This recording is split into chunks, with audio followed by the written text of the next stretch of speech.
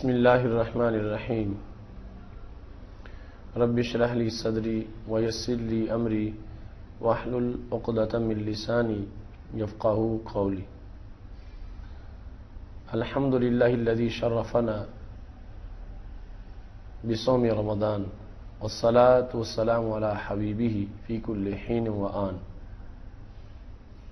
مولاي صلی وسلم دائما ابدا علی حبیبک خیر الخلق کلہم. معزز ناظرین،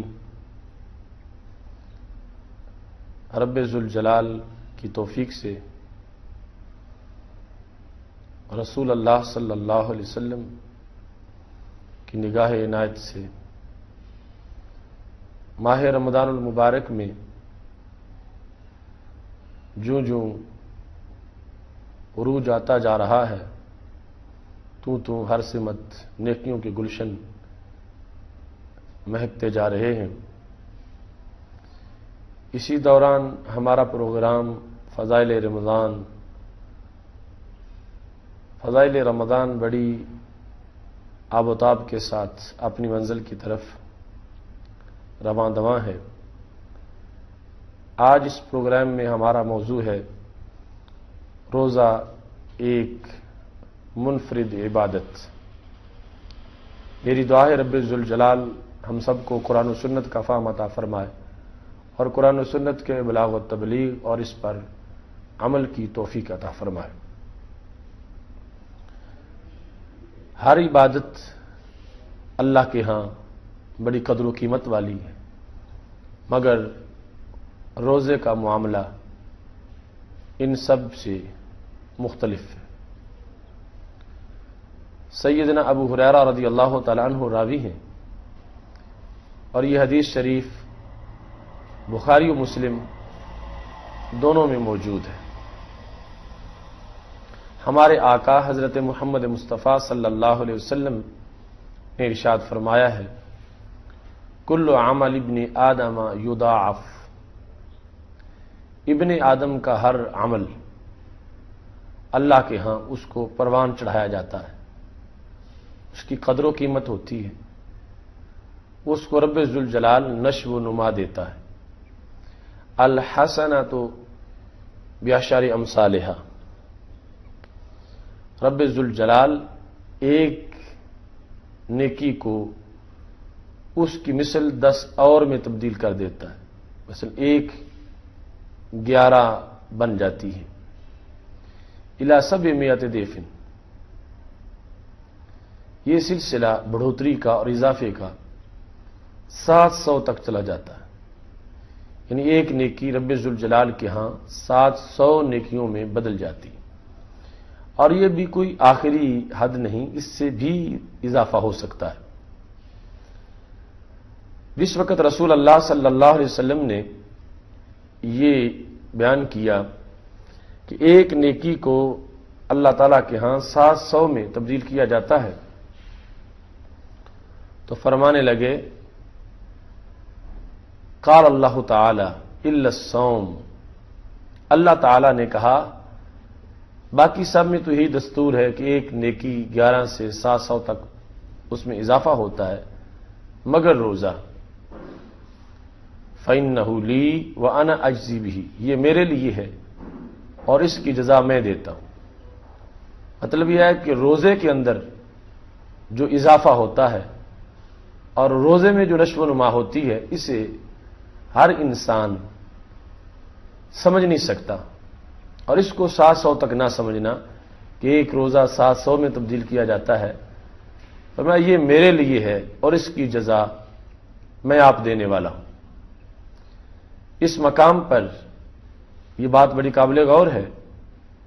کہ یہ وہ حدیث شریف ہے جس کا آدھا حصہ حدیث نبوی ہے اور آدھا حصہ حدیث قدسی ہے. یعنی پہلے رسول اللہ صلی اللہ علیہ وسلم یہ خبر دے رہے ہیں کہ ایک نیکی 11 سے 700 تک اس میں اضافہ ہوتا ہے، اور ساتھ ہی فرمایا کہ رب ذوالجلال یہ فرماتا ہے کہ روزے کو ایسی نیکیوں میں شمار نہ کرو جو 11 سے 700 تک بڑھائی جاتی ہیں، بلکہ روزے کا مقام اپنا ہی ہے. انہ لی وَأَنَا أَجْزِي بِهِ، فرمایا یہ میرے لیے ہے اور اس کی جزا میں آپ دیتا ہوں۔ یہاں پر چند سوالات ہیں۔ فَإِنَّهُ لِي، اس میں بھی ایک سوال ہے، وَأَنَا أَجْزِي بِهِ، اس میں بھی ایک سوال ہے، اور اس سے پتہ چلے گا کہ عبادات میں روزے کا مقام منفرد کتنا ہے اور کتنی انفرادیت روزے کو حاصل ہے۔ سوال یہ ہے کہ رب ذوالجلال فرماتا انہ لی، روزہ میرے لیے ہے، حالانکہ صرف روزہ ہی اس کے لیے نہیں، ہر بندگی اس کے لیے ہے۔ نمازی نماز پڑھ رہا ہے تو رب ذوالجلال کے لیے پڑھ رہا ہے، وہ سر سجدے میں رکھتا ہے تو مسجود رب ذوالجلال کو سمجھتا ہے، سجدہ اللہ کے لیے ہے،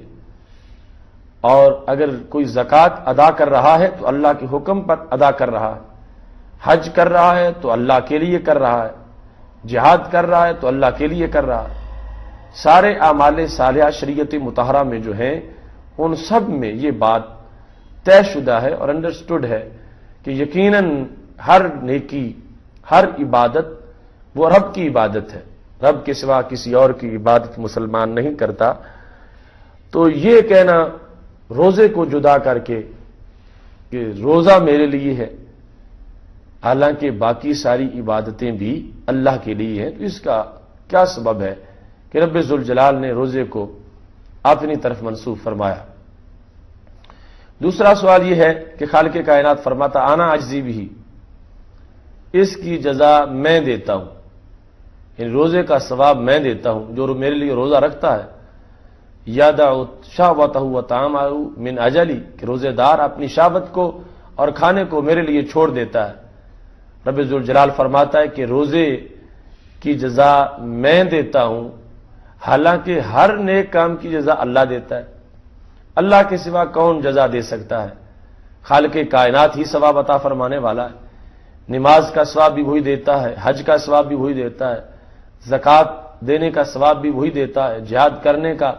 ثواب بھی وہی دیتا ہے، پڑھنے پڑھانے کا ثواب بھی وہی دیتا ہے، ہر چیز، ہر نیک عمل کا ثواب دیتا ہی وہ ہے۔ تو یہ کیوں کہتا ہے وانا اجزی بھی، روزے کی جزا میں دیتا ہوں؟ یہ دونوں سوالات جو ہیں ان کی تشریح سے یہ بات ثابت ہوگی کہ رب ذوالجلال نے ان کے جوابات کو سننے سے یہ پتہ چلے گا کہ اللہ تعالیٰ نے روزے کو کیا انفرادی حیثیت عطا فرمائی ہے۔ جہاں تک پہلا سوال ہے کہ رب ذوالجلال فرماتا ہے روزہ میرے لیے ہے، سوال یہ تھا کہ ہر بندگی اللہ کے لیے، تو اس کا جواب یہ ہے، پہلا جواب کہ اگرچہ ہر بندگی اللہ کے لیے ہے، مگر روزہ اللہ کی تمام عبادات میں سے جو اللہ کی جاتی ہیں منفرد ہے، اس واسطے کہ باقی جتنی عبادات ہیں وہ کسی نہ کسی دور میں کسی جھوٹے معبود کی گئی ہیں، مگر روزہ ایسی عبادت ہے کہ کبھی جھوٹے معبود کے لیے روزہ نہیں رکھا گیا، روزہ جب بھی رکھا گیا تو رب ذوالجلال کے لیے رکھا گیا۔ مثلا معبودان باطلہ جو ہیں ان کو لوگوں نے سجدے کیے، بتوں کے گرد لوگوں نے طواف کیے، بتوں کے لیے لوگوں نے چڑھاوے چڑھائے، یعنی ایک صدقہ کرنے کا جو انداز ہے۔ تو یہ جو مختلف قسم کی صورتیں تھیں جن میں ان کو معبود سمجھ کے ان کے نام، ان کی رضا کے حصول کے لیے چڑھاوے چڑھائے جاتے تھے یا سجدے کیے جاتے تھے، طواف کیے جاتے تھے،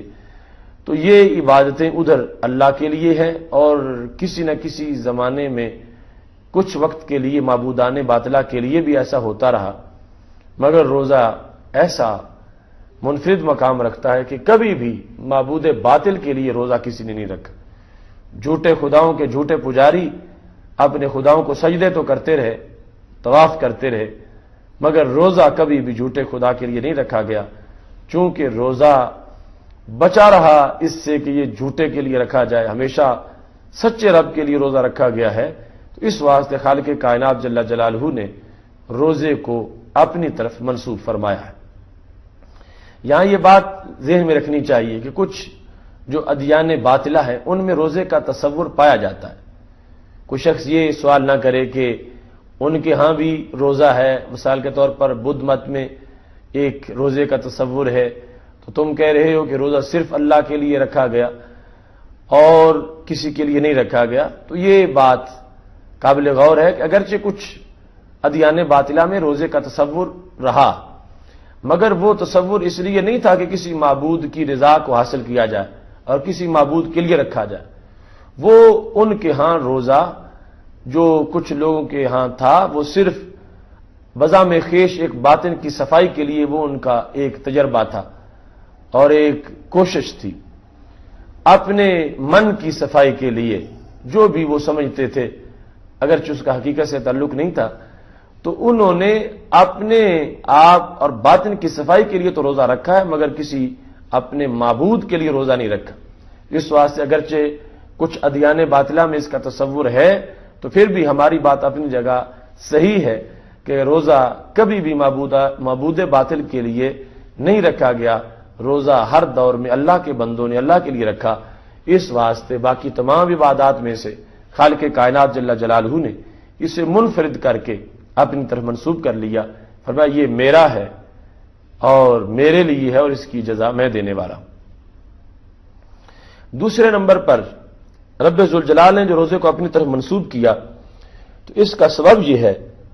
کہ خالق کائنات جل جلالہ کو اعمال میں اخلاص بہت زیادہ پسند ہے۔ جس عبادت میں جتنا اخلاص ہو، جتنا خلوص ہو، وہ اتنی ہی رب ذوالجلال کو پسند ہے۔ تو باقی جتنی عبادات ہیں ان میں عبادت کرنے والا 100% ریا سے پاک ہو کر عبادت کر رہا ہو،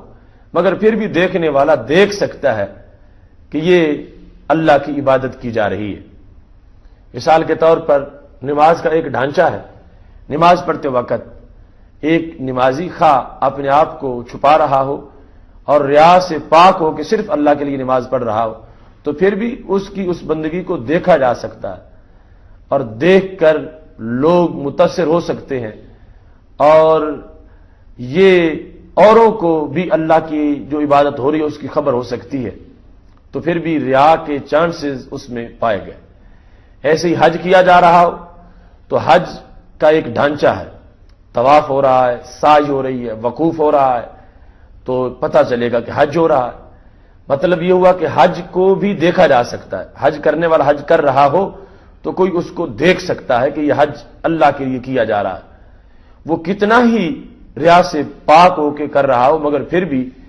اللہ کے سوا بھی دیکھنے والی آنکھ اس کو دیکھ سکتی ہے۔ ایسے ہی زکوٰۃ کی ادائیگی کا عمل ہے، اس میں بھی باقاعدہ طور پر ایک ڈھانچہ ہے اس کام کا بھی، مگر روزہ ایسی بندگی ہے کہ جب روزہ ادا کیا جا رہا ہو تو اس کو دیکھنا کسی کے بس کی بات ہی نہیں، اس میں ریا ہو ہی نہیں سکتا، اس میں ریا کا گویا کہ امکان ہی نہیں ہے، چونکہ نہ روزے کا کوئی قیام ہے، نہ رکوع ہے، نہ سجدہ ہے، نہ کوئی قبلہ ہے، نہ ہی کسی جگہ جا کے طواف کرنا ہے، اور نہ ہی کسی فقیر کے ساتھ کوئی معاملہ کرنا ہے۔ یہ ایک دل کا معاملہ ہے، چھپی ہوئی بات ہے، اس کو صرف رب ہی دیکھتا ہے۔ تو پھر جتنا خلوص روزے میں ممکن ہے اتنا اور کسی میں نہیں، اگرچہ وہاں ریا سے بغیر سب کچھ کیا جا رہا ہو، مگر پھر بھی آخر اللہ کے سوا کوئی دیکھنے والا اس کو دیکھ تو سکتا ہے، مگر روزہ ایسی رب ذوالجلال کی منفرد عبادت ہے کہ جس میں اور کی رسائی نہیں، جس عبادت تک اور کی آنکھ جا ہی نہیں سکتی، دیکھ ہی نہیں سکتا کوئی بندہ اس وقت کہ فلاں حالت روزہ میں ہے۔ یہاں تک کہ حضرت مولا علی قاری رحمۃ اللہ علیہ کہنے لگے کہ روزے کے اندر اگر کوئی خبر دے کہ میں نے روزہ رکھا ہوا تو پھر بھی روزے میں ریا نہیں ہو سکا، اگرچہ اس نے اپنا ثواب خراب کیا، اگر بری نیت سے بتایا تو خبر تھی، تو یہ ریا خبر صوم میں ہے، صوم میں نہیں ہے۔ چونکہ اگر یہ کہنے سے کہ میرا روزہ ہے، باقی ہر بندے کا روزہ ہو اور پھر ہی وہ یہ کہہ سکتا ہو، پھر تو پتہ چلا کہ اس لفظ سے اس جملے سے روزے کی خبر دی گئی اور روزے کا پتہ چل گیا، مگر یہ تو جھوٹ کا بھی امکان ہے. ہو سکتا ہے کہ جس نے یہ کہا میں نے روزہ رکھا ہوا ہے وہ جھوٹ بول رہا ہو، تو پھر پتہ چلا کہ یہ جملہ بھی 100% اس بات پر دلالت نہیں کرتا کہ روزے کی خبر دے سکے. کبھی تو روزے کے بارے میں خبر دیتا ہے اور کبھی اس میں جھوٹ کا بھی احتمال ہوتا ہے اور جھوٹ بھی ہو سکتا ہے. اس واسطے روزہ ایک ایسی مخلص اور خالص عبادت ہے رب ذوالجلال کی، جس میں دوسرا کوئی اس عبادت کو مشاہدہ ہی نہیں کر سکتا، اس کا معائنہ ہی نہیں کر سکتا، اس کو دیکھ ہی نہیں سکتا. تو اتنی جو چھپی ہوئی عبادت ہے اور عبد اور معبود کے درمیان جو سر اور راز کا معاملہ ہے، اس بنیاد پر خالق کائنات جل جلالہ نے باقی تمام عبادات سے اس کو منفرد کرتے ہوئے فرمایا کہ یہ روزہ میرے لیے ہے اور روزے کی جزا میں دینے والا ہوں. تیسرے نمبر پر روزے کو باقی تمام عبادات سے خالق کائنات جل جلالہ نے جو جدا کیا تو سبب یہ تھا، نہ کھانا نہ پینا یہ اللہ کی شان ہے. بندہ کھانے پینے کا محتاج ہے، کھائے پیے بغیر زندہ نہیں رہ سکتا، لیکن بندے کو رب سے پیار ہے. یہ چاہتا ہے کہ میں کچھ وقت تو اپنے رب والے رنگ میں رنگا جاؤں، کیونکہ حدیث شریف میں حکم بھی ہے تخلقوا باخلاق اللہ، اللہ کے اخلاق کو اپنے اندر پیدا کرو. مطلب یہ ہے وہ عفو ہے، تم بھی عفو درگزر کیا کرو. تو ایسے ہی اگرچہ بندہ مکمل طور پر کھائے پیے بغیر نہیں رہ سکتا، مگر کچھ وقت کے لیے اس کی کاوش تھی اور کوشش تھی کہ میں اپنے رب سے اپنی مناسبت پیدا کروں. لہذا اس بندے نے اپنے رب سے مناسبت پیدا کرنے کے لیے کچھ وقت کھانے پینے سے جب اجتناب کیا تو اس کو خالق کائنات جل جلالہ کے ساتھ ایک مناسبت ایسی پیدا ہو گئی جس کی بنیاد پر تمام عبادات میں سے یہ عبادت بندے کو رب کے ساتھ جب مناسب بنانے لگی اور ایک مناسبت اس سے پیدا ہوئی تو خالق کائنات جل جلالہ نے یہ فرما دیا کہ روزہ میرے لیے ہے اور اس کی جزا میں دینے والا ہوں. چوتھے نمبر پر اس کا جواب یہ ہے، ایک ہے اضافت تشریف. اضافت تشریف کا مطلب یہ ہوتا ہے کہ کسی چیز کو کسی کی طرف منسوب کرنا تاکہ شرف ظاہر ہو جائے، یعنی ادنا کو اعلیٰ کی طرف منسوب کرنا تاکہ جب نسبت آ جائے تو نسبت کی وجہ سے اس چیز کا شرف اور وقار ظاہر ہو جائے. مثال کے طور پر یہ پوری زمین اللہ کی ہے، لہو ملک السماوات والارض، سارا ملک اس کا ہے، زمین کا چپا چپا اس کا ہے، ہر جگہ جو کچھ موجود ہے اس کا ہے، ہر گھر اس کا ہے. مگر بیت اللہ ایک خاص گھر کو کہا جاتا ہے، اللہ کا گھر، حالانکہ ملک تو اس کا ہے پوری کائنات پر. اب یہ گھر ہے، کوئی زید کا گھر ہے، کوئی عمر کا گھر ہے، کوئی بکر کا گھر ہے، ان کو بیت اللہ نہیں کہا جاتا، حالانکہ ملک اسی کا ہے. لیکن ایک گھر ہے جس کو بیت اللہ کہا جاتا ہے. تو اب جب اس کو بیت اللہ کہا گیا تو اس کا یہ مطلب نہیں تھا کہ باقی گھر اللہ کے نہیں اور وہ اللہ کے ملک میں نہیں. بیت اللہ کہنے سے مطلب تھا تشریف کو ظاہر کرنا، کہ اس بیت کو اللہ کی طرف منسوب کیا گیا تاکہ یہ واضح کر دیا جائے کہ جو انوار و تجلیات رب ذوالجلال کے اس گھر پہ برستے ہیں وہ اور کسی گھر پہ نہیں برستے. تو خالق کائنات جل جلالہ نے یہاں پر بھی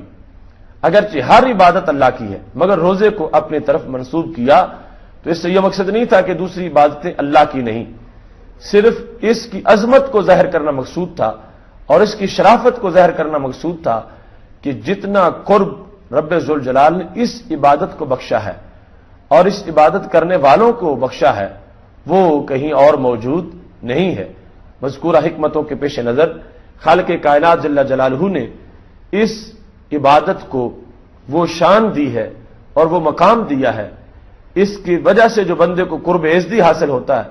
اور اس کی وجہ سے جو بندے کو روحانیت میسر آتی ہے اور اس عبادت کی وجہ سے جو غفلت چھٹتی ہے اور آئینہ ادراک روشن ہوتا ہے وہ اسی عبادت کا حصہ ہے. اس لیے خالق کائنات جل جلالہ نے باقی تمام عبادات سے اس کو ممتاز کرنے کے لیے